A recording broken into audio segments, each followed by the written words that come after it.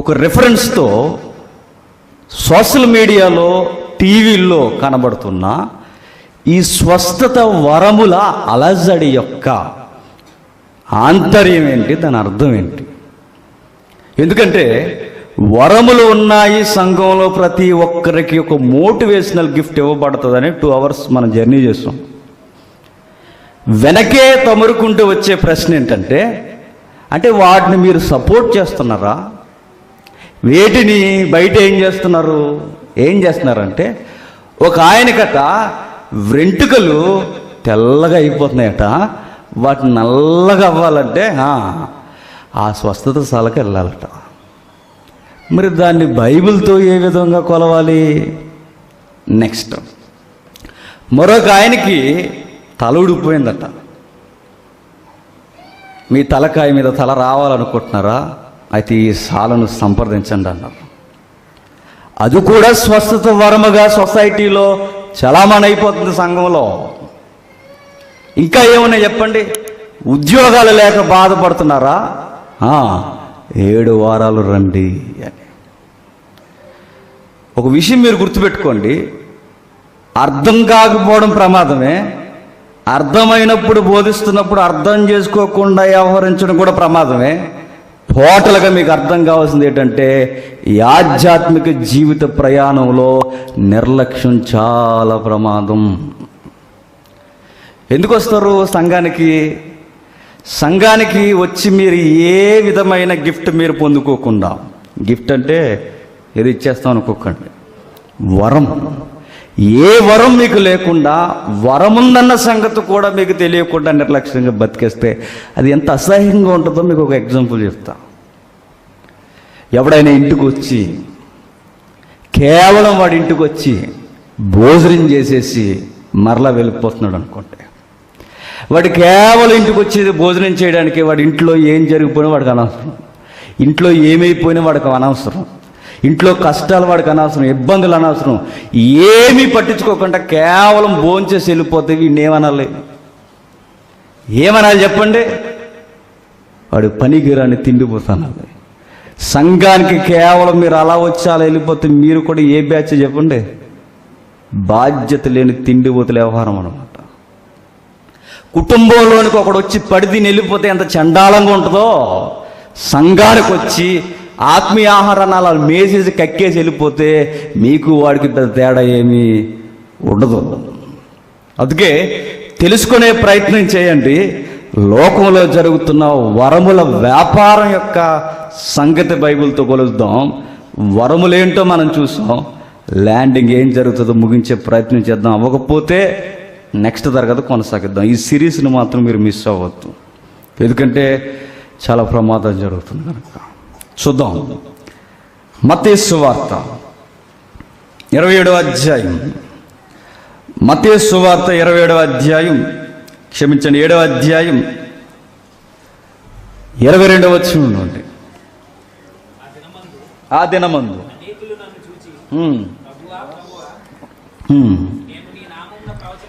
నీ నామమును మేము ప్రవశింపలేదా? నీ నామమున దయ్యములు వెళ్ళగొట్టలేదా? నీ నామమున అనేకమైన అద్భుతములు చేయలేదా అని చెప్పెదరు. అప్పుడు నేను మిమ్మును నేను ఎన్నడూను ఎరుగను, అక్రమము చేయువారులారా నా యొద్ద నుండి పొండని వారితో చెప్పెను. దీన్ని జాగ్రత్తగా స్టడీ చేయండి. నాకు తెలిసి ఇందులో 12 సంవత్సరాల నుంచి వాక్యం వినేసి వాళ్ళు ఉన్నారు, ఒక 5-6 సంవత్సరాల నుంచి వాక్యం వినేసిన వారు ఉన్నారు, ఒక 2-3 సంవత్సరాల నుంచి సంఘంతో జర్నీ చేస్తున్న వారు ఉన్నారు. ఇప్పుడు మిమ్మల్ని అందరూ నేరుగా ఈ వచనాన్ని మీరు ఎన్నిసార్లు విని ఉండాలి. విన్నారా లేదా? మాకు సంబంధం లేదంటారా? విన్నారుగా. ఈ విన్న దానిలో అసలు ఆ వచనం నీకు ఏమర్థమైంది? ఏమర్థమైందంటే మన ముఖాలే చెప్తున్నాయి. ఏమని? ఏమర్థం లేదు. ఏమర్థమవుతుంది అక్కడ? నేను క్వశ్చన్ అడుగుతున్నా. ఆ దినమందు అన్నాడు. ఏ దినమందు చెప్పాలి? ఈ దినం మీరు ఇంటికి వెళ్ళరు చెప్తున్నాను. అది ఆ దినమందు అన్నాడు. ఏ దినమందు? జడ్జిమెంట్ డే, తీర్పు దినమందు, ఆయన రాకడ దినమందు. ఏం జరుగుద్దట ఆయన రాకడ దినమందు? ఆ దినమందు అనేకులు నన్ను చూస్తూ, ప్రభువా ప్రభువా మేము నీ నామమున ప్రవశింపలేదా? బాగా వినండి, జడ్జిమెంట్ డే నాడు అబద్ధాలు చెప్పరు. చెప్తారా? చెప్పినా వారు సోది వినడానికి నిలబడ్డవాడు అబద్ధికుడు కాదు. ఏమిరా మీరు మాట్లాడుతున్నది అబద్ధాలు మాట్లాడుతున్నా అలా అయినా అక్రమం జరిగించాను అంటే వీరు చెబుతున్న దానిలో వాస్తవం ఉంది. చూడండి, నీ నామాన్ని ప్రవచింపలేదా? నెక్స్ట్, నీ నామాన్ని దయ్యాలు వెళ్ళగొట్టలేదా? నీ నామము అనేకమైన అద్భుతాలు మేము చేయలేదా? చెయ్యలేదు అనలేదు ఆయన. క్రమం తప్పించారు అన్నాడు. అంటే జడ్జిమెంట్ డే నాడు కూడా తెర మీదకి వచ్చే పాయింట్స్ ఏంటంటే, వరములు క్రమం తప్పే బ్యాచ్ ఆ రోజు కూడా బతికే ఉంటారన్నమాట. వ్యాపారం వ్యాపారం వ్యాపారం జరిగిపోతుంది సార్వత్రిక సంఘంలో. వరములు ఉన్నాయని కొందరు, వరములు లేవని కొందరు. వరం ఉంటే ఏంటి, లేకపోతే ఏంటని మనలో కొందరు. అసలు ఏం జరుగుతుందో అయోమయ పరిస్థితులు, ఐయామ్ బిలీవర్ అని సాదాసీదాగా బతికేసే అనేకులు క్రిస్టియన్ ఫ్లేవర్లో ఎందరో. బైబిల్ మనకు అనవసరం, బైబిల్లో ఏముందో మనకు అనవసరం, ఏ టెక్స్ట్ ఏం చెప్తుందో మనకు అనవసరం. కానీ సీనియర్ క్రిస్టియన్స్ మనం అంతే. అందుకే సంగమా, ఏం జరుగుతుందో మీరు గ్రహించకపోతే, మీకు మరలా చెప్పాను గతించిన తరగతిలో, ఎంతమంది విన్నారో లైవ్ నాకు తెలీదు. కరోనా కన్నా ప్రమాదకరమైనది ఏంటంటే తప్పుడు బోధ, తప్పుడు ఆధ్యాత్మిక నడవడిక. వీటన్నిటికన్నా ప్రమాదకరమైనది. ఆ రోజు శిష్యులు ఒలీవ కొండ మీద కూర్చొని పర్సనల్గా 4 మీట్ అయ్యారు. ఆ రోజు ఆయన కూర్చొని మాట్లాడుతున్నప్పుడు ఆయన పర్సనల్గా మాట్లాడింది, సముద్రాలు లేచిపోతాయి, భూకంపాలు వచ్చేస్తే, మనుషుల మీదకి మనుషులు లేచిపోతారు, ఇవేమి ముందు చెప్పలా. ఆయన చెప్పింది ఒకే ఒక్కటే, అనేకులు నా నామాన్ని వచ్చి మోసం మోసం మోసం చేసి, ఇది డేంజర్ అన్నాడు. అన్నిటికన్నా డేంజర్ ఏంటంటే ప్రకృతి వైపరీత్యాలు కాదట, వైరస్లు కాదట, మనుషుల మీద మనుషులు పగలబెంచుకోవడం కాదట. మరి ఏది ప్రమాదకరమైందంటే చెప్తున్నాడు, ఏది తప్పుడు సమాచారం, తప్పుడు సువార్త, ఇది డేంజర్ అన్నాడు సంఘాన్ని. అందుకు ఆ సిరీస్ ఆ రోజు నుంచి మనం కంటిన్యూ చేస్తున్నాం. ఎంతమంది ఫాలో అయిన వారు ధన్యులు, అయిపోయిన వారు మాత్రం ధన్యులు కాదు, దాన్ని అవలంబించిన వారు మరీ ధన్యులు. చూద్దాం ఏం చెప్తున్నాడు. ఆ దినమందు అనేకులు నన్ను చూసి, ప్రభువా ప్రభువా నీ నామమును మేము ప్రవచింపలేదా? నీ నామమున దయ్యములు ఎల్లగొట్టలేదా? నీ నామమున అనేకమైన అద్భుతములు చెయ్యలేదా? చెయ్యలేదా? చెయ్యలేదా? చెయ్యలేదా? Question mark. చెయ్యలేదా? చెయ్యలేదు అనలేదు ఆయన. క్రమం తప్పించారు అన్నాడు ఆయన. మీరెవరో నేను ఎరుగునంటే మీ ముఖం ఎప్పుడు చూడలేదని కాదు. ఒకవేళ అలా అనుంటే మీరు అక్రమం ఏ కొలమానంలో ఆయన కొలుస్తున్నాడు చెప్పండి అంటే ఎరిగిన వాడేనా? ఎరిగిన వాడే వాడితో సహవాసం ఇష్టపడకపోవడమే, ఎరగకపోవడం. ఆయన మాట్లాడుతూ అంటున్నాడు, మీరు చాలా అక్రమం చేశారు. ఇప్పుడు సొసైటీలో మనకి ఏం కనబడుతుందంటే అక్రమ సంబంధమైన వ్యాపారం. గమ్మత్తు ఏంటంటే నిజానికన్నా ముందు ఎప్పుడు సొసైటీలోకి ఏది వేగంగా వస్తుందో చెప్పండి? అబద్ధం. ఇంకా మీకు మరలా చెప్తున్నాను, అబద్ధం ముందొచ్చి దాని ఆయుసు పోసుకుని అది సీనియర్ అయిపోయినా నిజం ఆలస్యంగా వచ్చి అబద్ధాన్ని పిల్లగొడుతుంది. బెస్ట్ ఎగ్జాంపుల్ ఏంటి చెప్పనా? అబద్ధం ముందు వచ్చిందా నిజం ముందు వచ్చిందంటే ఇస్సాకు ముందు రాలేదు. ఎవడొచ్చాడు?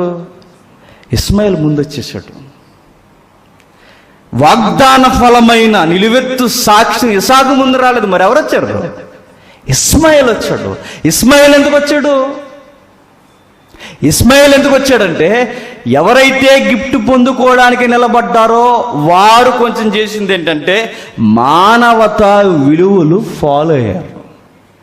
ఏం జరుగుతుందో మీకు తెలియాలి. ఈ గిఫ్ట్స్ ఏంటో ఎలజడేంటో మనకు తెలియాలంటే కొంచెం జాగ్రత్తగా ఓపికగా వినండి. ఎందుకంటే ఇవి బైబిల్ కాలేజెస్లో, బైబిల్ సెమినార్స్లో, బైబిల్ యూనివర్సిటీల్లో బోధిస్తారు. ఇవి అక్కడ కూడా అర్థం చేసుకోవాలంటే చాలా లక్షలు ఖర్చు పెట్టి నేర్చుకోవాలి.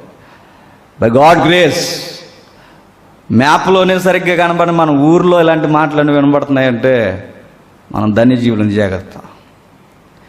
ఏమని మనం ఇక్కడ జాగ్రత్తగా ధ్యానిస్తే అబద్ధం ముందు వచ్చి ఆ రోజు వారికి కళ్ళ ముందు కనబడుతుంది. ఎవరు అబద్ధం? ఇస్మాయిల్. ఇస్మాయిల్ ఎట్లా వచ్చాడు? కొంచెం టూకీగా చూడండి. అన్న చెప్పినట్టుగా యాకోబు ఎలా అయితే స్వనిర్ణయాలు తీసుకున్నాడో అబ్రహాము గారు కూడా కొన్ని స్వనిర్ణయాలు తీసుకున్నాడు. ఏమిటా సొంత నిర్ణయాలు? దేశంలో కరువు వస్తే ఈజిప్ట్కి వెళ్ళి ఫుడ్ సంపాదించుకుందాం అనుకున్నాడు. వెళ్ళినే ఆయన గారికి ఒక ఆలోచన వచ్చింది. ఎందుకు? పక్కన ఉన్నది ఎవరు? మిస్ యూనివర్స్ ఉంది. ఎవరు ఆవిడ? చెప్పండి. మీ అందరికి అమ్మ చారమ్మ. పక్కన ఆవిడ ఉన్నప్పుడు ఆయనకు భయం వేసింది. ఎంత భయం అంటే తన అందమే తన ప్రాణాలు తీసేంత భయం. అంటే ఏ లెవెల్లో ఉంటుందో ఆలోచించండి. సజెషన్ ఇచ్చాడు. ఏమనంటే, ఇదిగో అమ్మాయి, నువ్వేం చేస్తావంటే మా అన్నయ్య అని చెప్పు అన్నాడు. మన ఇండియన్ లాంగ్వేజ్లో అయితే అయ్యో అది. ఆవిడ ఏముందో మనకు తెలియదు కానీ అందే. ఆవిడ చెప్పిందో లేదో మనకు అక్కడ లేదు కానీ పబ్లిసిటీ మాత్రం వెళ్ళిపోయింది. అన్నయ్య చెల్లెళ్ళు వెళ్ళిపోయిన తర్వాత చెల్లి కాదు ఆయనకి వైఫ్ అని తెలిసిన తర్వాత సింహాసనం మీద ఉన్నాడు కంగారు అయిపోయాడు. ఎలా చేసేవేటయ్యా? ఏమనుకున్నావు? నీ సంసార జీవితంలో నేను వస్తే నా సంసార జీవితం లేచిపోతుంది. అందుకే నేను చేసింది ఏంటంటే నీకు కొన్ని గిఫ్ట్లు ఇస్తాను, తీసుకుని నువ్వు వెళ్ళిపో అన్నాడు. కొన్ని గిఫ్ట్లు ఇచ్చిన తర్వాత ఆ గిఫ్ట్లో ఒక గిఫ్టే మీకు చెప్పాను చాలాసార్లు. ఎవరు? ఆగర్ని తీసుకుని వచ్చినప్పుడు శారమ్మ చేసింది చూడండి. ఎలా ట్రాక్ తెప్పుతుంది. ఎప్పుడు మీరు ఒరిజినల్కి నకలు ఎలా జోడవుద్ది, ఒరిజినల్కి జిరాక్స్లు ఎలా వస్తాయి, ఒక ట్రూత్ ఉన్నప్పుడు ఫేక్ ఎలా డిజైన్ చేయబడుతుందో మనకు తెలియాలంటే మనం తీసుకునే తప్పుడు నిర్ణయాలు కొన్ని మనం మొట్టుకెళ్ళేస్తాయి. మనకి ఏం జరుగుతుందో చూడండి. శారమ్మ చేసింది ఏంటంటే ఆ గిఫ్ట్లు వచ్చిన తర్వాత ఐగుప్తి నుంచి వచ్చేయడమే కాదు, ఐగుప్తి ఆచారాలు కూడా తెచ్చుకుంది. ఎవరు? శారమ్మ. ఏం ఆచారాలు తెచ్చుకుంది? వారి సంస్కృతిలో లేనిది, వ్యాఖ్యానకర్తలు ఇస్త్రీ చెప్తున్నది, వాళ్ళ సంస్కృతిలో లేనిది ఈజిప్ట్లో పాతుకుపోయింది. ఏంటంటే సరోగసి అంటే అద్దె గర్భం. అంటే దాసి ద్వారా పిల్లలు కానొచ్చని ఈ పద్ధతి ఈవిడ ఎక్కడి నుంచి తెచ్చింది? ఐగుప్తిలో చూసి తెచ్చుకుంది. డేంజర్ జోన్ ఏంటంటే క్రైస్తవం అయిపోయినా కానీ లోకపు గిలి మనకు సావదు. మనకి మీరు కావాలంటే గమనించండి. ఎంత చెప్పండి, ఆచారాల జోలికి పోకండ్రా అంటే మాత్రం పోతారు. గమ్మత్తు ఏంటంటే ఎలాగ సందర్భం వస్తుంది కనుక చెప్తా. విచారకరమైన వ్యాఖ్యానాలు ఏంటంటే ఇశ్రాయేలు వ్యవహరించినట్లుగానే వ్యవహరిస్తున్నారు. ఇశ్రాయేలు ఏం చేశారు చెప్పనా? వారు యెహోవా అన్న నామకరణం బాగానండి. క్రైస్తవులు కూడా ఎట్లా తయారయ్యారంటే మరలా చెప్తున్నాను, ఇది అన్నిసార్లు డిస్కస్ చేయడం వేస్ట్, టైం వేస్ట్. ఆచార సాంప్రదాయాలు వదులుకోలేక రాజీ పడిపోయి కొత్త డెఫినేషన్లు ఇస్తున్నారు. ఈ కొత్త డెఫినేషన్ ఆల్రెడీ ఇశ్రాయేలు పాటించినవే. ఏం చేశారు? పెళ్ళిళ్ళలో కానీ మన కార్యక్రమాల్లో కానీ మీరు చూడండి, విగ్రహ సంబంధమైన ఆచారాలు మనం మానుకుంటున్నాం. బైబిల్ చెప్తున్నాను, బైబిల్ ఏ విషయం మీద ఎక్కువ సీరియస్ అయిపోద్దంటే విగ్రహ సంబంధమైన విషయాల మీద ఎక్కువ ఫైర్ అయిపోతుంది. ఎందుకు? దేవుని యొక్క ఇమేజ్ని దేనికో ఆపాదిస్తుంది. చాలా భయంకరమైన పాపం అది, భయంకరమైనది. దేవుడి ఇమేజ్ నువ్వే, నీ ఇమేజ్ పట్టుకెళ్ళి దేనికో ఆపాదిస్తే, విగ్రహానికి ఆపాదించిన దాని ఆచార సాంప్రదాయాలు ఆ కర్మకాండలకు ఆపాదించిన అది భయంకరమైన పాపం అవుతుంది. రాజీ పడిపోయి ఇశ్రాయేలు కూడా చూడండి, సీనాయి పర్వతం మీదకి మోసే గారు వెళ్ళిపోయారు కదా. ఇప్పుడు కదలేండి, అప్పుడు ఎప్పుడు ఇక్కడ నుండి లెక్క పెట్టుకుంటే ఒక 4000 సంవత్సరాల క్రితం సీనాయి పర్వతం మీదకి ఆయన వెళ్ళాడు మోసే గారు. వెళ్ళొచ్చే సమయానికి మరొక సోల్జర్ ఉన్నాడు. ఎవరైనా నమ్మకమైన సైనికులు లాంటి వాడు యెహోషువ, ఆయన కింద ఉన్నాడు, ఆయన పైన ఉన్నాడు. మిగిలిన వర్గం ఇశ్రాయేలీలు, వారికి నాయకుడిగా అటు ఇటు వ్యవహరించి మళ్ళంటాడు ఎవరు? అహరోను. వీళ్ళందరూ కలిసి చేసింది ఏంటంటే, యెహోవా మమ్మల్ని ఐగుప్తు నుంచి విడిపించాడు, ఐగుప్తు నుంచి మమ్మల్ని విడిపించాడు, very good very good very good అనుకుంటూ యెహోవా మమ్మల్ని విడిపించాడు, మా ముందు యెహోవా నడవాలని వాళ్ళు చేసింది ఏంటి? యెహోవాని ఏం చేశారు? రోమపత్రిక చాలాసార్లు చదివాం. రోమపత్రిక కానీ కీర్తనలు కానీ గడ్డి మేయి ఎద్దు రూపముగా యెహోవాను మార్చిరి. వారి మనసులో ఉన్నది ఏంటి చెప్పండి, బాగా చెప్పాలి. చెంప చెల్లుమని పోయే సంస్కృతి ఇది చెప్తున్నా.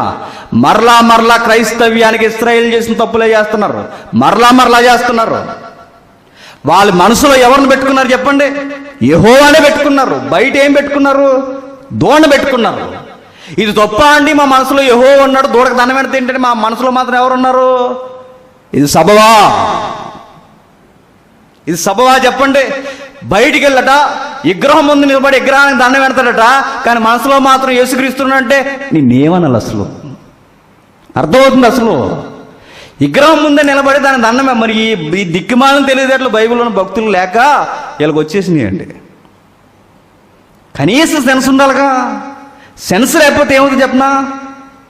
న్యూ సెన్స్ అవుతుంది. న్యూ సెన్స్ కూడా మితిమీరిపోయింది అనుకోండి, నాన్ సెన్స్ అవుతుంది. వేస్ట్, ఇక టైం వేస్ట్ కార్యక్రమం. ఆచార సాంప్రదాయాలు వేరు, బాగా గుర్తుపెట్టుకోండి. సంస్కృతి వేరు, విగ్రహాచారాలు వేరు. అడుగుచ్చి ఒకరోజు మాట్లాడతానని చెప్తున్నాను, ఒకరోజు దీని గురించి ప్రత్యేకించి తరగతి మాట్లాడాలి. మాకేమైనా బాధ? అవి చేసుకుంటే మా మావిడాకులు ఏమైనా పోతాయా? మా ఇంట్లో బియ్యం ఏమైనా తరిగిపోతాయా? ఎవరికి బాధ చెప్పండి? దేవునికి విరుద్ధమైనవి చేయడం సబబు కాదు. ఇంకా విచిత్రం ఏంటో చెప్పండి, మనసులో దేవుణ్ణి పెట్టుకున్నాం, పోయి వాడు చెప్పాడు నెబుకద్నెజరు కానీ మిగిలిన వాడు ఎవడైనా వెళ్ళిపోయి మనసులో మాత్రం యెహోవా ఉన్నాడు, ఎదరు మాత్రం దండం పెడతాం, మా మనసులో ఉన్నది ఆయన అంటే సబవా చెప్పండి? కుదరదు. కొన్ని ఉంటాయి. శారమ్మ చేసిన పొరపాటు కూడా ఏంటంటే, యెహోవా ఆజ్ఞ ఫలము మేము అనుభవిస్తాం అన్నట్టుగానే కొన్ని తెచ్చుకుంది. ఐగుప్తి ఆచారాలు, ఐగుప్తి పద్ధతులు తెచ్చుకుని ఏం చేస్తుంది చెప్పండి? అవలంబించింది, దెబ్బతినేసింది. నిజానికి ముందు అబద్ధం వచ్చింది, అబద్ధం చెలరేగిపోయింది. ఈరోజు బాగా వినండి, ఒరిజినల్ గిఫ్ట్స్ ఉన్నాయి, ఆత్మ సంబంధమైన వరములు, నిజమైన వరములు ఉన్నాయి. అలాగే దానికి నకలు కూడా సంఘంలో ఏమవుతున్నాయి? చలామణి అయిపోతున్నాయి. మీరు బాగా అబ్జర్వ్ చేయండి. ఏమి జరుగుద్దంటే, గిఫ్ట్ ఇచ్చినప్పుడు సహజంగా మనసుకుండే దరిద్రపు లక్షణం ఏంటంటే అతిశయం వస్తుంది. ఏమొస్తుంది? అతిశయం. ఫర్ ఎగ్జాంపుల్, నేను ప్రార్థన చేసినప్పుడు ఎవరికైనా స్వస్థత కలిగింది అనుకోండి, వెంటనే నాలో వచ్చే అతిశయం ఏంటంటే, నేను ప్రార్థన చేస్తే స్వస్థత కలుగుతుంది కనుక వెంటనే నేను ఓపెన్ చేసి దుకాణం పెట్టి చెప్పండి, స్వస్థతశాల. అది స్వస్థతశాలలో నేను వాటికి ఎగ్నెస్ట్ కాదు, క్రమం తప్పితే బైబిల్కే వ్యతిరేకం అని చెప్తున్నాను. స్వస్థత నాకు ఎందుకు దేవుడు వరం ఇచ్చాడంటే, నేను పోయి వ్యాపారం పెట్టడానికి కాదు. గుర్తుపెట్టుకోండి, సంఘంలో దేవుడికి ఒకడు ప్రార్థన చేస్తే ఆ విజ్ఞాపన గుణం ఒకడికి ఇచ్చినప్పుడు ఆ విజ్ఞాపన దేవుని సన్నిధికి చేరి దానికి కార్యం జరిగి ఒక కార్యరూపం కనబడితే నీకెందుకు అది ఇచ్చాడు? సంఘంలో బలహీనులైన వారిని, దిక్కులేని వారిని, ఏ ఆశకి నోచుకుని వారి పక్షాన్ని విజ్ఞాపన చేస్తావని దేవుడు నీకు ఇస్తే, నీకు ఇచ్చిన గిఫ్ట్ నువ్వు ఎక్కడ పెడుతున్నావు? మార్కెట్లో పెట్టి దానికి ఒక బోర్డు పెట్టి దాన్ని ఏం చేస్తున్నావు చెప్పండి? అంతేకా మన ఏరియాలో కొన్ని ఉన్నాయి, తడిపేస్తారు అంతే, గొడవ లేకుండా. ఇక చూసారుగా, ఇంటర్ చదువుతున్నప్పుడు ఆ ఏరియా నుంచి వస్తున్నప్పుడు బస్సులు ఎక్కేవారండి. క్రిస్టియన్స్ అని చెప్పుకోవడానికి ఎంత బహిరంగ అవమానం చెప్పండి. ఎక్కడుంది బైబిల్ అసలు అలాంటిది? తడిపి పడేశారు.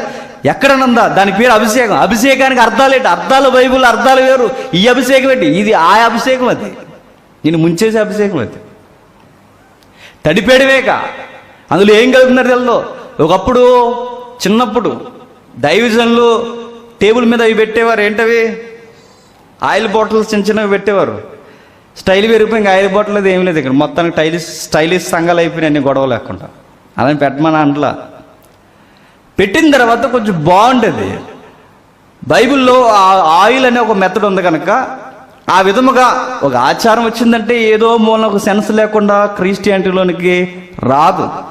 అది పెట్టుకున్నారు కనుక దాన్ని చేసి చక్కగా ప్రార్థన చేసి ఒక సిలువు గుర్తేసి ఆత్మీయ వాతావరణంతో వెళ్ళిపోయారు. ఇప్పుడు అలా లేదు, ట్రెండ్ మారిపోయింది. ఏంటి, స్ప్రేలు వచ్చేసేట పొలాలను కొడతారు చూసారా, పురుగుల మందులు. ఆ స్ప్రే తీసుకొచ్చి పైనుంచి కింది వరకు మొత్తం తడిపేస్తున్నారు.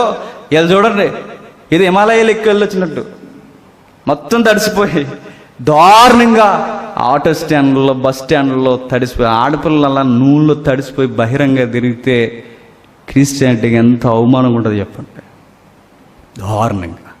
ఇవన్నీ ఎలా వచ్చాయంటే ఒరిజినల్ని ఉపయోగించుకోవడం రాకపోయినా, ఉన్నదాన్ని గుర్తించడం రాకపోయినా, నీకు ఇవ్వబడిన గిఫ్ట్ ఎక్కడ ఉపయోగించాలో నీకు తెలియకపోయినా నష్టం సంఘానికి జరుగుద్ది.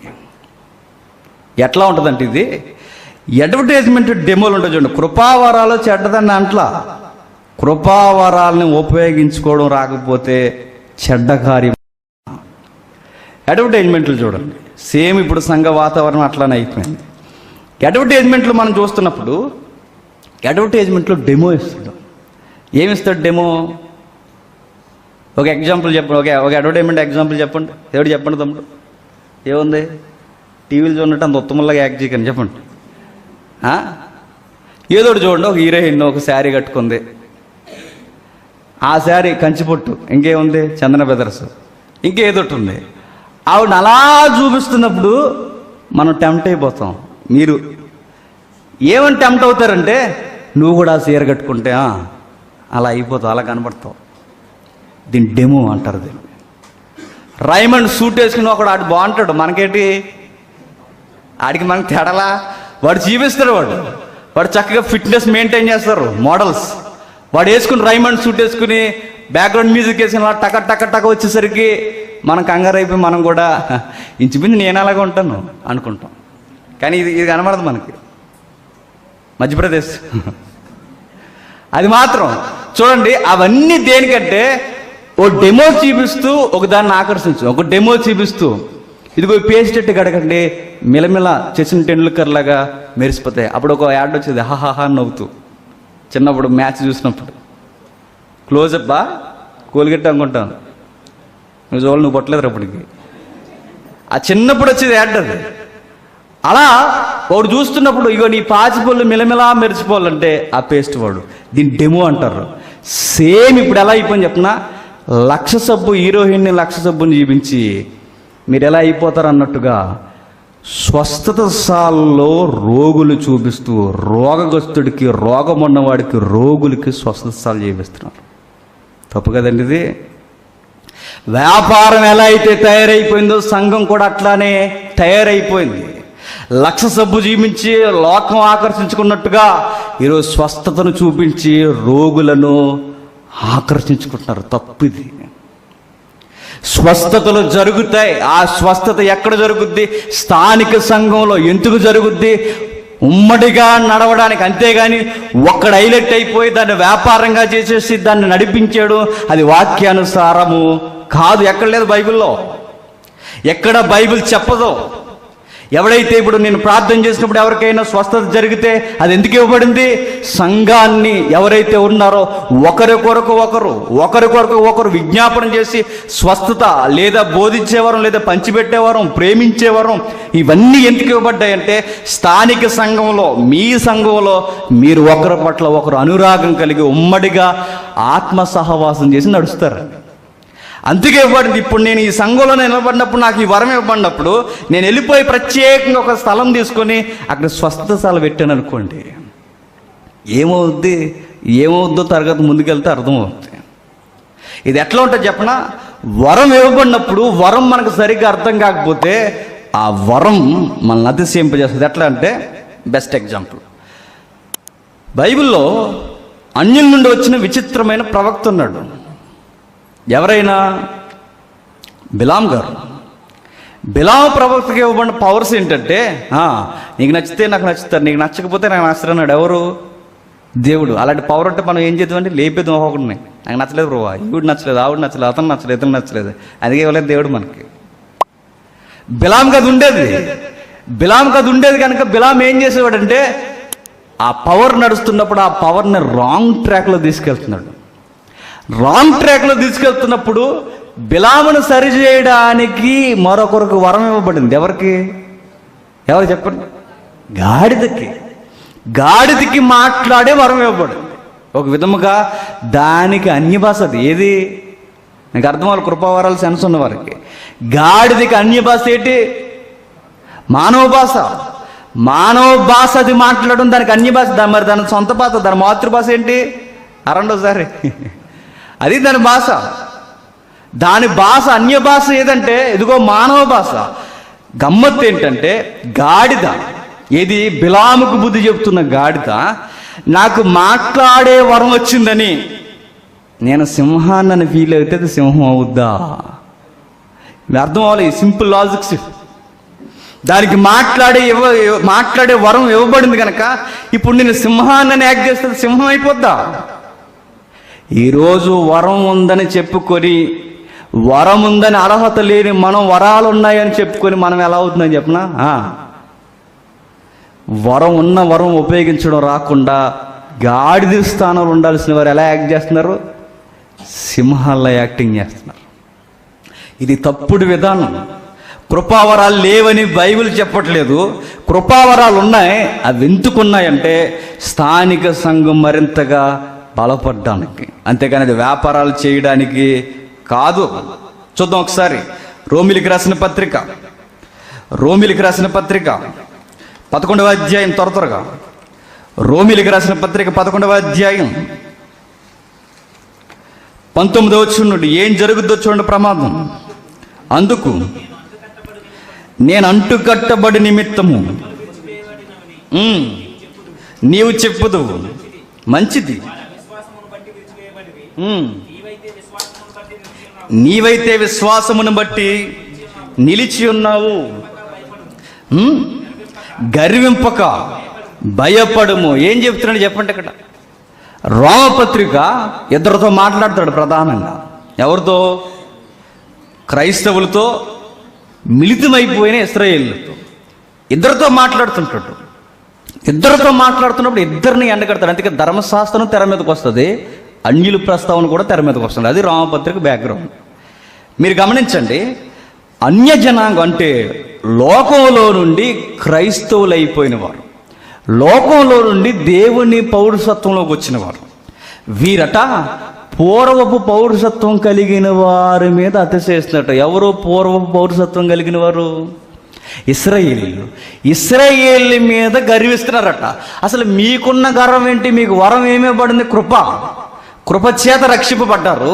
కృపచేత మీరు రక్షింపబడినప్పుడు మీరు కృపచేత రక్షింపబడ్డారని మీరు తగినట్టుగా వ్యవహరించకుండా వీళ్ళు చేస్తున్నది ఏంటి?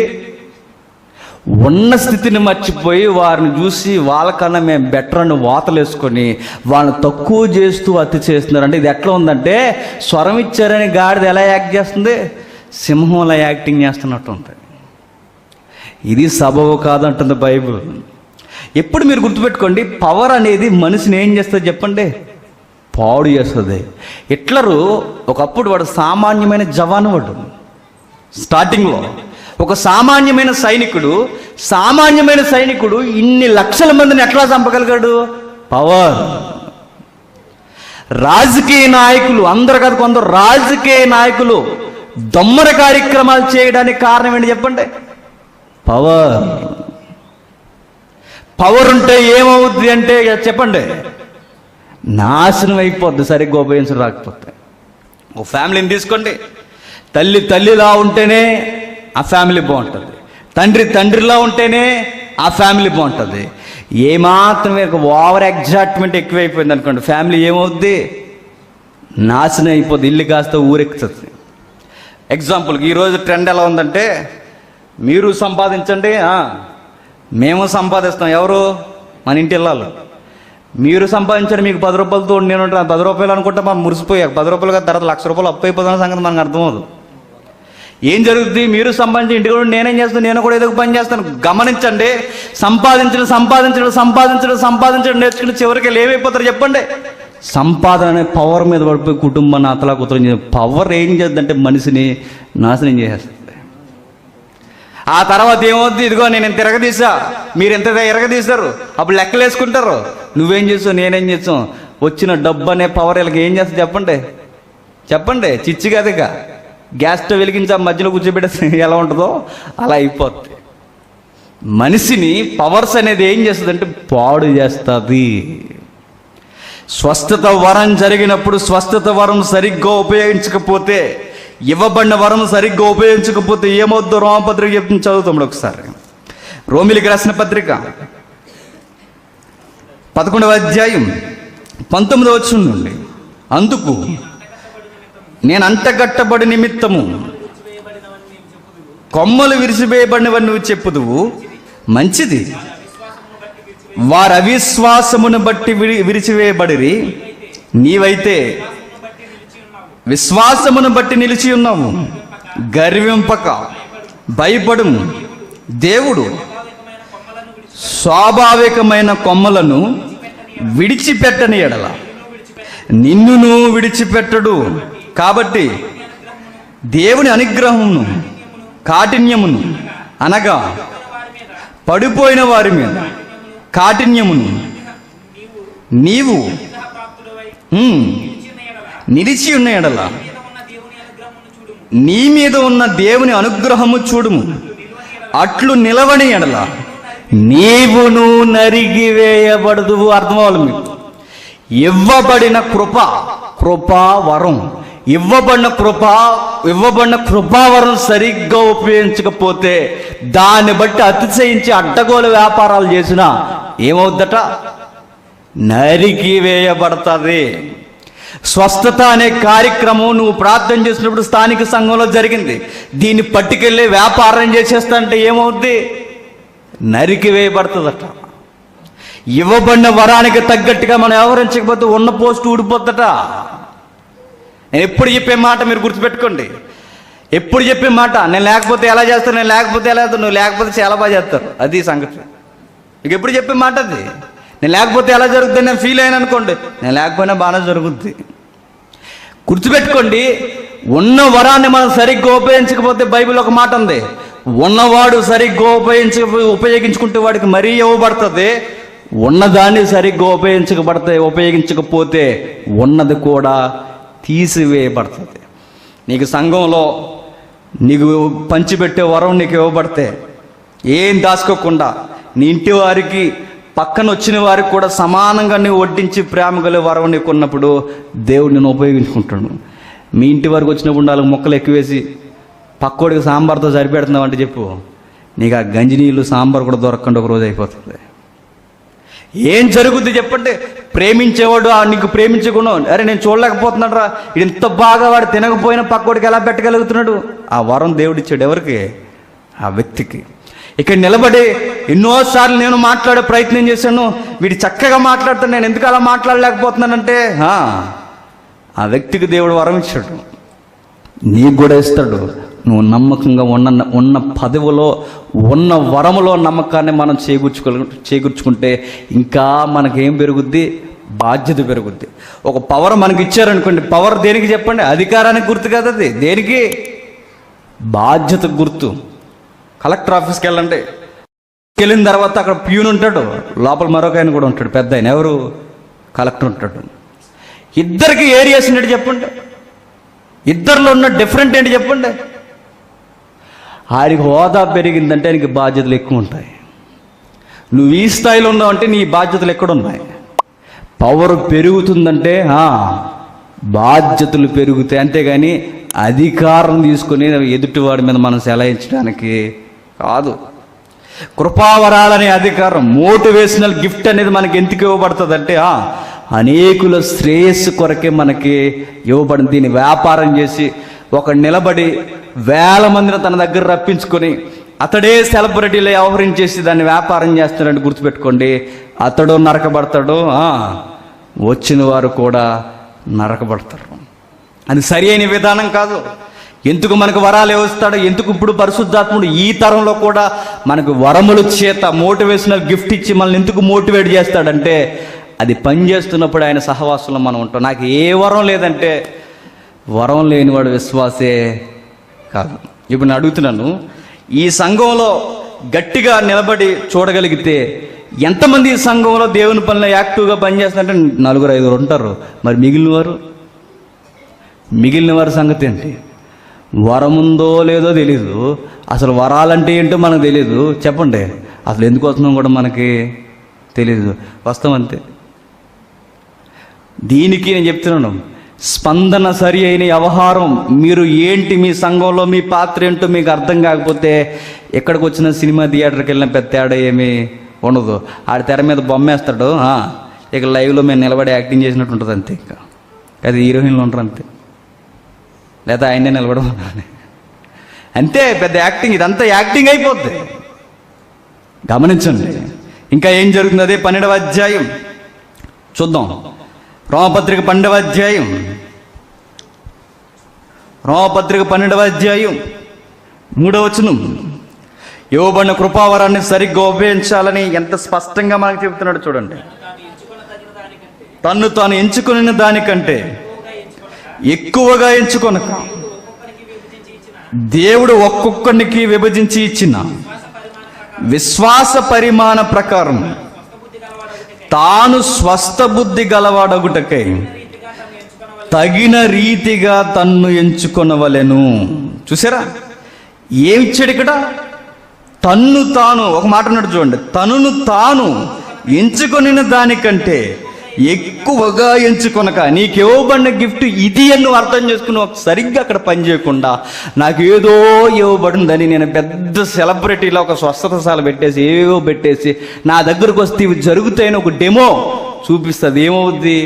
వ్యాపారం అవుద్ది. బయట వ్యాపారం ఎలా జరుగుతుంది చెప్పండి? MBA చేసిన వాళ్ళకి అందరికీ అర్థమవుద్ది. మాస్టర్ ఆఫ్ బిజినెస్ అప్లికేషన్ అనుకుంటా, అడ్మినిస్ట్రేషన్. ఏం చేస్తారు? అందులో బిజినెస్ ట్రిక్స్ అన్ని నేర్పిస్తారు. డెమోలు చూపిస్తూ ఆకర్షించడం, డెమోలు చూపిస్తూ ఆకర్షించడం. సంఘం కూడా ఏం చూపిస్తుంది? ఇదిగో ఆయనకి ఇల్లు వచ్చింది, నీకేమొస్తుంది చెప్పండి? నీకు కూడా ఇల్లు వస్తుంది. ఆయనకి జాబ్ వచ్చింది, నీకేమొస్తుంది? ఎక్కడికి వస్తే? సంఘానికి వస్తే. ఇదిగో ఆయనకి ఏమొచ్చింది? కారు వచ్చింది, నీకేమొస్తుంది? నీకు కూడా కారు వస్తుంది. సేమ్ అడ్వర్టైజ్మెంట్లో చూపిస్తూ ఒక మోడల్ని చూపిస్తూ ఎలా అయితే వ్యాపారం చేస్తారో సంఘంలో కూడా ఏం చేస్తున్నారు చెప్పండి? డెమోలు చూపిస్తున్నట్టుగా మేలులు జరిగాయని అనుకుంటున్న వారిని నిలబెట్టి ఆ డెమో చేత అనేక మందిని ఆకర్షించి వేల మందిని ఆ సంఘానికి రప్పించుకుంటున్నారంటే ఇది అక్రమం కాకపోతే క్రమం అవుద్దని చెప్పండి. వీళ్ళందరూ ఆ రోజు నిలబడతారంట. ఎక్కడ? జడ్జిమెంట్ అన్నట్టు. ఆ రోజు అడుగుతారట, ప్రవచనాలు చెప్పాం, నీ వాక్యపు ప్రవచనాలు చెప్పాం, ఇంకా మేమేం చెప్పాం? అద్భుతాలు చేసాం, నీ నామాన్ని బలముగా మేము అందిస్తున్నాం అనుకున్నాం. కానీ ప్రభు అంటాడు, మీరు క్రమాన్ని మార్చేశాడు. ఎందుకు మీకు వరం ఇవ్వబడింది? గతించిన తరగతి ఎంతమంది గుర్తుందో నాకు తెలీదు. ఎందుకు మీకు వరం ఇవ్వబడిందంటే ఎందుకు ఇవ్వబడింది? మానవ అతీతమైన వరములు ఒక విశ్వాసికి ఎందుకు ఇవ్వబడ్డాయంటే దేవుని గురించి సాక్షార్థముగా సువార్త ప్రకటించడానికి వరం అనేది ఇవ్వబడిందని మనం నేర్చుకున్నాం. ఆ సాక్ష్యాన్ని గల్లంత చేసి వాక్యానికి ముందు సాక్ష్యం. ఏ సాక్ష్యం చెప్పండి? ఈయనకేదో జరిగిందట, ఈ టైంకి లావ్ అవ్వట్లేదట, ఈ మధ్య లావ్ అయ్యాడట ఇక్కడికి వచ్చిన తర్వాత. ఆయన సన్నం అవ్వట్లేదట, ఇక్కడికి వచ్చిన తర్వాత సన్నం అయిపోయాడట. ఇంకేమైంది? బయటోడు అడ్వర్టైజ్మెంట్ చూసి నాకు అలా 6 ప్యాక్ బాడీ వస్తే బాగుంది అనుకుంటే సాలకు కూడా వచ్చి ఏం చేస్తున్నారు చెప్పండి? తినడం తగ్గితే తగ్గుద్ది. ఇక్కడికి వచ్చి ఏం చేస్తున్నారు? నా ఆకారం కూడా అలా. ఇదంతా ఏమవుద్ది చెప్పండి? వ్యాపారం అవుద్ది. స్వస్థత వరం కానీ, ప్రార్థనా విజ్ఞాపన కానీ, ప్రవచన వరం, ప్రవచనం అనగానే మీరు అక్కడికి వెళ్ళిపోకుండా మీకు చెప్పిన ప్రవచనం అంటే ఏంటో, పరిస్థితులను అర్థం చేసుకుని జరగబోయే నష్టాన్ని బైబిల్ కొలబద్దులు అంచనేయడం కూడా ఏంటది? ప్రవచనమే. ఆ కొలబద్దులన్నీ మనకి ఏమి నేర్పిస్తున్నాయి అంటే ఇదిగో స్థానిక సంఘం బలపడడానికి ఇవన్నీ మనకు నేర్పిస్తాయి. కానీ మనం ఏం చేస్తున్నాం చెప్పండి? ఎక్కడికో పోయి నిలబడి ఏదో మనం చూపిస్తున్నామంటే ఇది భయంకరమైన క్రమాన్ని తప్పిస్తున్న అక్రమం. నిజానికి అక్కడికి వెళ్ళి జరుగుతాయంటే జరగవు, ఏమైనా జరుగుతాయంటే ఏమీ జరగవు. ఏం జరిగితే ఏమీ జరగక నాటకాలు నేర్చుకుంటున్నారు. నాటకాలు ఇట్లా ఏం జరిగింది చెప్పండి? ఆ మధ్య ఎవరో చెయ్యి వచ్చింది ఆవిడకి. నిజంగా వచ్చిందో చెయ్య? వంకర తిరిగిపోంచే. అది ప్రాక్టీస్. అది కచ్చిపులు అమ్మేస్తున్నారు. కచ్చిపులు అమ్మడం ఎక్కడుంది? ఇవన్నీ ఏంటంటే వరమును ఎలా ఉపయోగించాలో తెలియకపోతే క్రమం తప్పిపోయి వ్యాపారం అయిపోతాయి. ఇంకా నేర్పిస్తున్నాడు చూడండి. అదే 12వ అధ్యాయం 3వ వచనం. త్వరగా. తాను ఎంచుకున్న దానికంటే ఎక్కువగా ఎంచుకొనక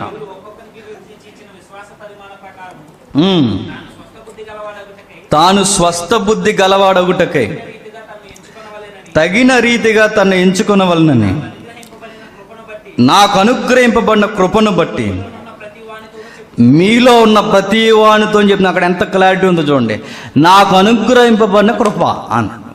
నాకు అనుగ్రహింపబడిన కృప ఎందుకు? మీకు చెప్పడానికి అంటున్నాడు. ఎవరు? పౌలు గారు. నాకు అనుగ్రహింపబడిన కృప ఏంటంటే మిమ్మల్ని సరిగ్గా నడిపించడానికి.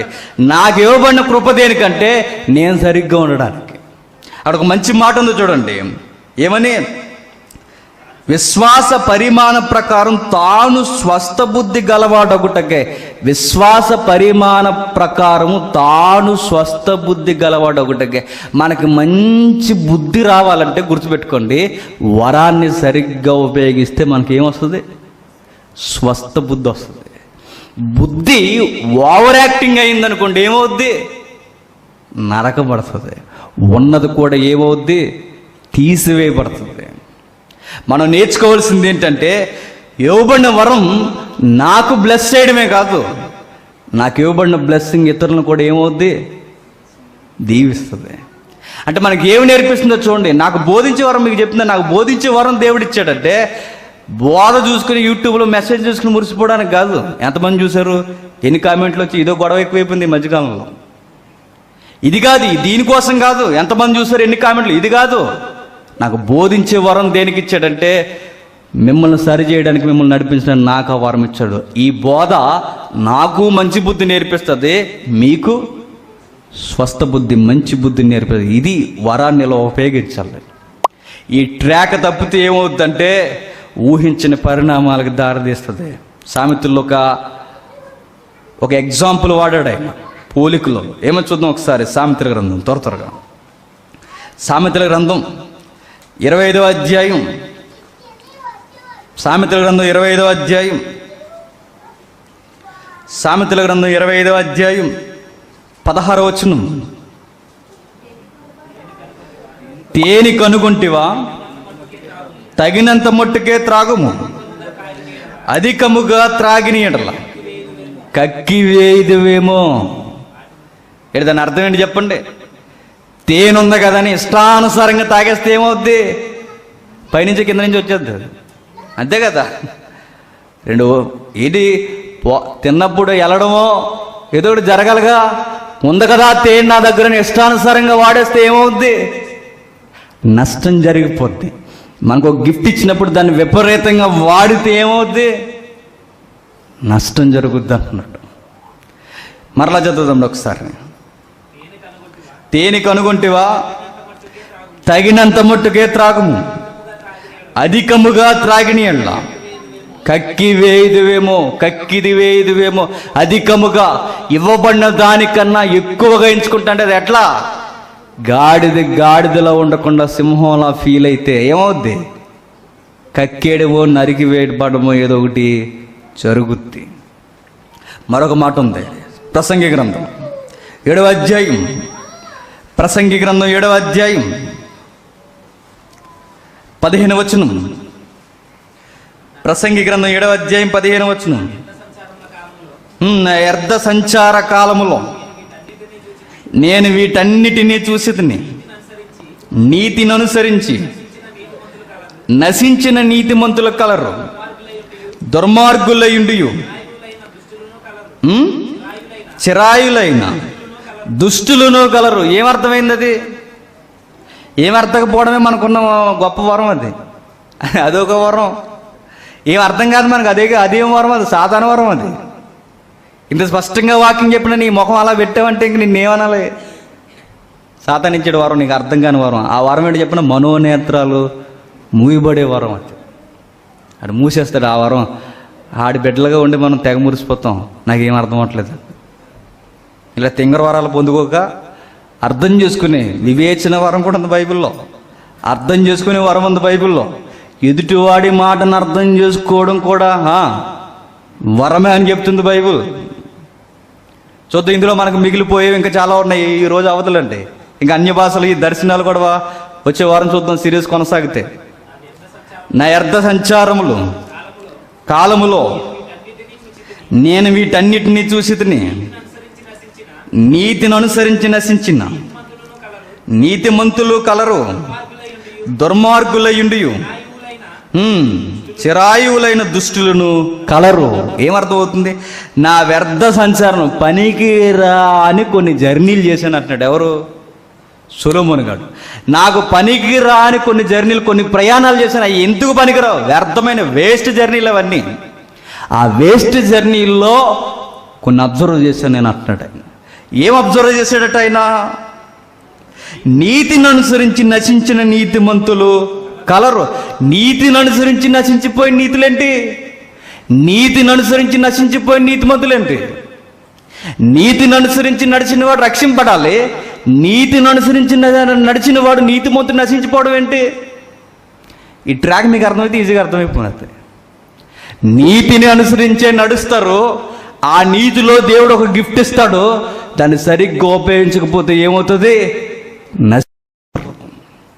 నీతే ఆ నీతిలోనికి వస్తారు. ఆ నీతిలో నిలబడిన తర్వాత ఇవ్వబడిన దానికి తగినట్టుగా వ్యవహరించకపోతే ఆ నీతే ఏమవుతుంది చెప్పండి? శాపమైపోయి నశించిపోతాం మనం. వాళ్ళ పాపం చేయలే, ఏమి చేయలే. వారు చేసిన పాపం ఏంటంటే ఒకటే, ఇవ్వబడిన వరాన్ని సరిగ్గా ఉపయోగించుకోకుండా క్రమాన్ని అక్రమంగా చేసి ఒకరోజు దేవుని ముంగిటి నిలబడి మీరెవరో నాకు తెలియదని అనిపించుకునే పరిస్థితికి వచ్చి నరకంలో నశించిపోతాం. కాదా చెప్పండి? నీతిని అనుసరించి నశించిపోయిన వారు, నీతిని అనుసరించి ఈ ఒక్క యాంగిల్ అని చెప్పట్లా, ఈ వాక్యంలో ఈ యాంగిల్ కూడా మనకు ఉందని చెప్తున్నాను నేను. నీతిని అనుసరించిన వారు కూడా నాశనం అవుతారంటే ఎందుకు నాశనం అవరు? ఇంత చచ్చి వాతావరణంలో మీరు వచ్చి ఇన్ని వర్తమానాలు మీరు విని, ఇంత చక్కటి లోతైన భావాలు విని మీరు పట్టనట్టుగా తిరిగితేనే చెప్తున్నాను. మీరు లోకంలో సినిమాలకు వెళ్ళరు, షికార్లకు వెళ్ళరు, ఎక్కడికి వెళ్ళరు, మీరు ఏమీ చేయరు. సంఘానికి వస్తారు, వింటారు, వెళ్తారు. ఈ నీతి మార్గానికి, సంఘానికి మీరు వచ్చారు, కానీ స్పందించవలసిన స్పందన మీ దగ్గర లేకపోతే మీరు ఏమవుతారు చెప్పండి? నశించిపోతారు. సంఘానికి వస్తారు, కానీ ఒకరోజు మీరు నిత్య స్థానంలో నిలబడడానికి మీకు అర్హత ఉండదు. నీతిని అనుసరించి నశించిపోయేవారు కలరట. ఆ నశించిపోయిన వారి లిస్టులో మనం ఉండకూడదని జాగ్రత్త పడండి. ఇంకా ఏం నేర్పిస్తుంది చూద్దాం. రోమిలికి రాసిన పత్రిక 12వ అధ్యాయం. రోమిలికి రాసిన పత్రిక 12వ అధ్యాయం త్వరగా. ఈ 12వ అధ్యాయం ఏంటో చూసాం గతించిన తరగతిలో. కృపావరాలు ఎలా ఉపయోగించాలి, ఎవరెవరు ఎలా వ్యవహరించాలి, నిలబడిన వాడు తన్ను తాను ఎంచుకొనక. ఎందుకు కృపావరం ఇవ్వబడిందంటే ఒకరి కొరకు ఒకరు, అంటే నాకు ఇవ్వబడిన వరం ఇతరుల కొరకే, నన్ను రక్షించడానికి, ఇతరులను కూడా రక్షించడానికి. ఇందుకు కృపావరం ఇవ్వబడింది. ఈ 12వ అధ్యాయంలో అనేక మార్లు చదివేసిన ఒక మాట ఉంది మనకి. ఆ మాట మనం అర్థం చేసుకోవాలి. చూద్దాం 12వ అధ్యాయం 1వ వచనం. పరిశుద్ధమును దేవునికి అనుకూలమైన సజీవ యాగముగా మీ శరీరములను ఆయనకు సమర్పించుకోండి. ఏమర్థమైంది? కాబట్టి సహోదరులారంటే ఎవరు సహోదరులు? సంఘం. కాబట్టి సహోదరులారా, మీరు సజీవ యాగముగా మీ శరీరాలను ఆయనకి సమర్పించుకుంటే, అంటే ఎట్లా సమర్పించుకుంటారు? నీకివ్వబడిన గిఫ్ట్ ఏదైతే ఉందో ఆ గిఫ్ట్ నువ్వు ఉపయోగించడంలో సజీవ యాగం అయిపోవాలి పక్కడు వరకు. మీకు అర్థమైందో లేదో? ఈ 12వ అధ్యాయం మనకి ఏమి నేర్పిస్తుంది చెప్పండి? సంఘం ఎలా వ్యవహరించాలో నేర్పిస్తుంది. సంఘంలో విశ్వాసకి ఇవ్వబడిన వరాన్ని ఎలా ఇవ్వాలో నేర్పిస్తుంది. ఆ వరాన్ని ఎలా ఉపయోగించాలో నేర్పిస్తుంది. ఆ వరాన్ని ఉపయోగిస్తున్నప్పుడు నువ్వేమైపోవాలంటే ఇతరుల కొరకు యాగం అయిపోవాలి. ఇదే సజీవ యాగం. నువ్వు సంఘం కొరకు యాగం అయ్యా కనీసం చెమటెక్కిందా మనకి? ఏం చేశారు చెప్పండి? దేవునికి యుక్తమైనది, ప్రీతికరమైన సేవ ఏంటంటే మీరు అరిగిపోవడం. నీకు ఇవ్వబడిన గిఫ్ట్ ఇదిగో. తమ్ముడు ఉన్నాడు ఎగ్జాంపుల్కి, వాడికి ఇవ్వబడిన గిఫ్ట్, వాడు మోతాదుకు మించి పనిచేస్తున్నాడు దేవుని కొరకు. వాడు కంప్యూటర్ రాదు, ఏమీ రాదు. కానీ నేర్చుకున్నాడు, వాడు వరాన్ని సరిగ్గా ఉపయోగిస్తున్నాడు, బోధిస్తాడు, రేపొద్దున ఇంకొకటి వస్తాడు, ఇంకొక వరాన్ని ఉపయోగించి చక్కగా నడుస్తారు. వారి బాధ్యతను వాళ్ళు వ్యవహరించడానికే ఈ పని చేయడంలో, నేను బోధించే వరం నాకు ఇవ్వబడితే నేను దీంట్లోనే యజ్ఞయాగం అయిపోవాలి, నేను ఇంటికే బోధించి బోధించి బోధించి బోధించి ఒకరోజు బోధిస్తూనే నేను చచ్చిపోవడానికి, యాగం అయిపోవడానికి నాకు దేవుడు ఈ వరం అనేది ఇచ్చాడు. మీ వరాలు ఏమున్నాయి? సజీవ యాగముగా దేవుడికి సమర్పించుకోవడం, సేవ చేయడం అంటే నీకు ఇవ్వబడిన గిఫ్ట్ని ఉపయోగిస్తూ పరిచర్య చేస్తూ చచ్చిపోవాలి. కింగ్ జేమ్స్ వెర్షన్లో, పాత కింగ్ జేమ్స్ వెర్షన్ బైబిల్లో ఏముంటుందో చెప్పనా? వరములకు ఇచ్చిన అక్కడ డెఫినేషన్ ఏంటంటే అర్థం మినిస్ట్రీ, దానికి మరొక పదం పరిచర్య అన్నాడు కూడా. పరిచర్యను సరిగ్గా ఉపయోగించుకోవాలట. పరిచర్యను సరిగ్గా ఉపయోగించడం వరం. 16వ వచనంలో, అదే 12వ అధ్యాయం 16వ వచనంలో, అదే 12వ అధ్యాయం 16వ వచనంలో, ఏడ్చువారితో ఏడువుడి, ఒకడితో ఒకడు మనసు కలుగుడు. ఏంటట? ఏడ్చేవాడితో ఏం చేయాలట? సంఘానికి వచ్చింది దేనికి చెప్పండి? దేనికి? వాడికి బాధలు ఉన్నాయి, నేను హ్యాపీగా ఉన్నాను, వాడు సుఖంగా ఉంటే నేను బాధగా ఉన్నానని ఒకడినొకడు వేరియేషన్ చూపించుకోవడానికి కదట. మరి ఎందుకు వచ్చాం? వాడు ఫీల్ అయితే నేను కూడా ఏం చేయాలి?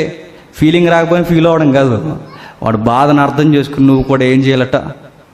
బాధపడి వాడికి ఓదార్పునివ్వాలట. నిజంగా చూడండి, మంచి మోటివేషన్ ఏంటంటే, ఒకడు బాధపడుతున్నప్పుడు వాడితో కలిసి నువ్వు బాధపడు, వాడికి చాలా ధైర్యం వస్తుంది.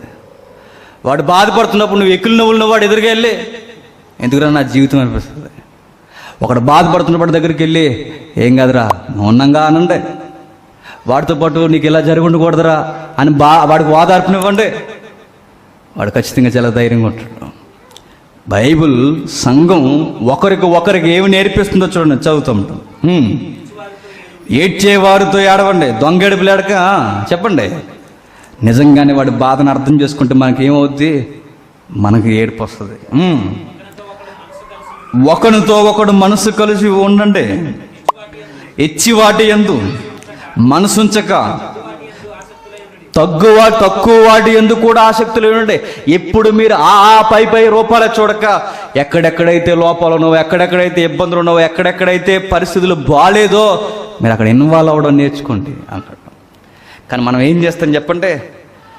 ఎవడ బాధ ఆడదన్నట్టు అయిపోతాం మనం, ఎవడ సంతోషం వాడదన్నట్టు అయిపోతాం, ఎవడ పండగ వాడదన్నట్టు అయిపోతాం. ఈరోజు సంఘం ఎలా అయిపోయిందంటే, కృపావరాలు ఉపయోగించుకోవడం రాలేదు, కృపావరాన్ని బట్టి అతిశయించడం వచ్చింది. కృపావరం ఉన్నవారు ఎలా ఉపయోగించాలో తెలియక, అరే నాకు ఇతరుల కొరకు ఇది ఇవ్వబడిందని గ్రహించక సహవాసం వల్ల అపవాసం అయిపోయింది. అందుకే కొరింథీ సంఘం కృపావరాలు ఎక్కువ కలిగి కృపావరాలు సరిగ్గా ఉపయోగించుకోలేదు కనుక అక్కడ ఏమైపోయింది? అల్లరైపోయింది. అక్కడ ఎన్ని కృపావరాలు ఉన్నాయో అంత అల్లరి వచ్చేసింది. ఆ అల్లరి మధ్యకి తెర మీద గీల కూడా వచ్చేస్తారన్నారట. ఎవరో? స్త్రీలు. మీరు నోరు మూయండి అన్నాడు అర్జెంటుగా. ఎవరిని? స్త్రీలని. కృపావరాలు ఇవ్వబడడం ఎంత మంచిదో, కృపావరాలను సరిగ్గా ఉపయోగించకపోవడం కూడా అంత ప్రమాదం అట. అదే 12వ అధ్యాయం, ఇప్పుడు జాగ్రత్త చదువుదాం. అదే 12వ అధ్యాయం మొదటి 3 వచనాలు. అదే 12వ అధ్యాయం మొదటి 3 వచనాలు. కాబట్టి సహోదరులారా, పరిశుద్ధమును దేవునికి అనుకూలమైన సజీవ యాగముగా మీ శరీరములను ఆయనకి సమర్పించుకోవడానికి దేవుని వాత్సల్యమును బట్టి మిమ్మును బతిమాలు కొనుచున్నాను. ఇట్టి సేవ మీకు యుక్తమైనది. మీరు ఈ లోక మర్యాదను అనుసరింపక ఉత్తమము, అనుకూలమైన, సంపూర్ణమైన దేవుని చిత్తం ఏదో పరీక్షించి తెలుసుకున్నట్లు మీ మనస్సు మారి నూతన మగుట వలన రూపాంతరం పొందిడి.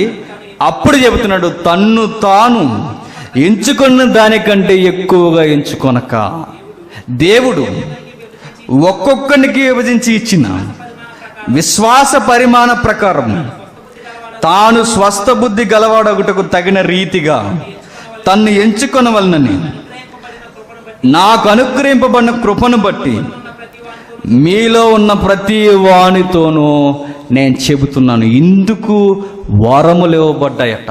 ఈ వరములు ఎందుకంటే నువ్వు సజీవ యాగముగా సేవ చేయడానికి.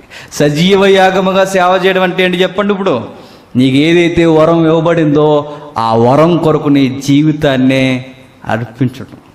అంటే వరం ఇవ్వడం అంటే మరలా చెప్తున్నాను మీకు, సూపర్ మ్యాన్లో స్పైడర్ మ్యాన్లో అయిపోవడం కాదు. చెప్పానుగా గతించిన తరగతులు, అది కాదు.